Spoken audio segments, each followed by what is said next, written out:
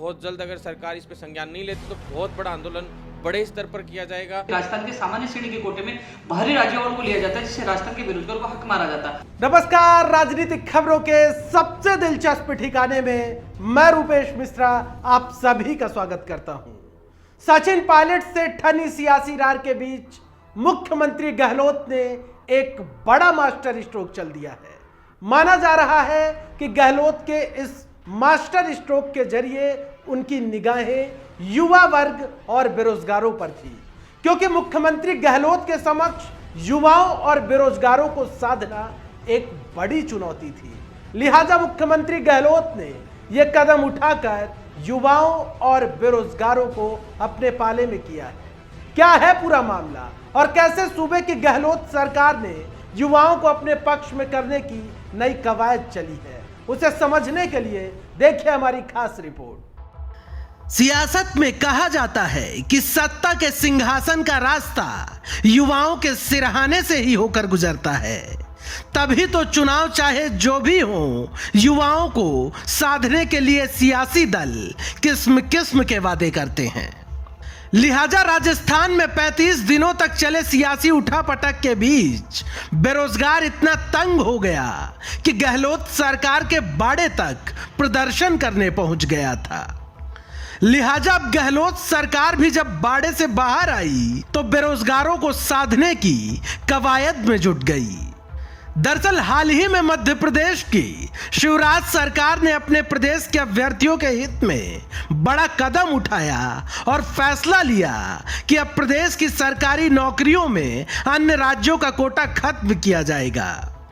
लिहाजा मध्य प्रदेश सरकार के इस फैसले के साथ राजस्थान की सियासत भी तल्ख हो गई। विपक्ष में बैठी भाजपा से लेकर प्रदेश के बेरोजगार नेताओं ने सरकार से एक सुर में यह मांग करने लगे कि मध्य प्रदेश की तर्ज पर अब राजस्थान में भी अन्य राज्यों का कोटा खत्म किया जाए। लिहाजा गहलोत सरकार के पास मौका भी था और दस्तूर भी कि प्रदेश के युवा बेरोजगारों को साधा जा सके। लिहाजा गहलोत सरकार ने भी इस ओर प्रभावी कदम उठा दिया।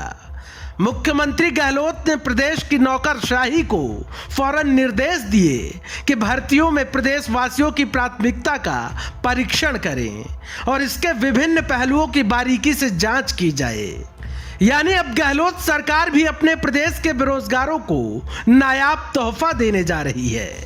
सरकार के इस कदम पर बेरोजगार नेताओं की बाहें खिल उठी।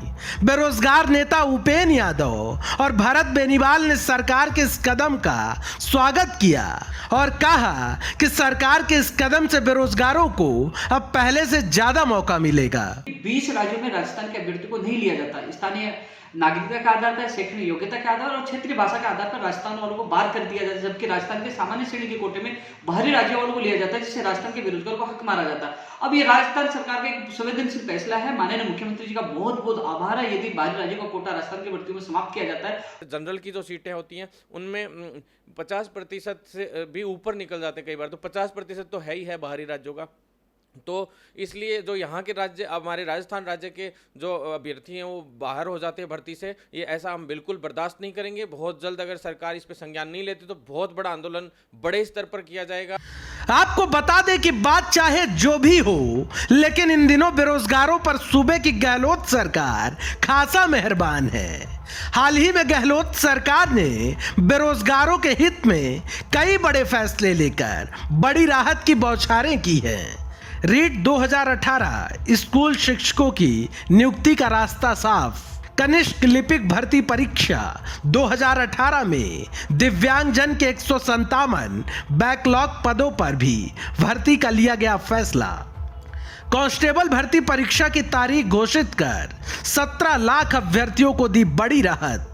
कुल मिलाकर गहलोत सरकार अब इस कवायद में जुट गई है कि बेरोजगारों से किए हर वादे पर एतबार किया जाए। वहीं सियासत के जानकार ये कह रहे हैं कि युवा और बेरोजगार वर्ग को साधना गहलोत सरकार के लिए सबसे ज्यादा जरूरी है। लिहाजा सरकार अपने मिशन में अब पूर्ण तन्मयता से जुट गई है। Bureau report, the fact India. तो देखिए आपने हमारी खास रिपोर्ट की कैसे अब गहलोत सरकार उन वादों के क्रियान्वयन में जुट गई है जो उन्होंने सत्ता पाने से पहले युवाओं से किया था। लिहाजा इस पूरे वादे को पूरे करने के पीछे तमाम जानकार अलग अलग रणनीति मान रहे हैं। उनमें से कुछ जानकारों का यह भी कहना है कि गहलोत सरकार की इसके पीछे की मंशा यह है कि युवाओं और बेरोजगारों को खुश किया जा सके। बहरहाल देखना यह होगा कि बेरोजगार सरकार के इस फैसले से कितना खुश हो पाते हैं। दोस्तों, कल फिर हाजिर होंगे सियासत की एक दिलचस्प खबर के साथ। तब तक के लिए नमस्कार।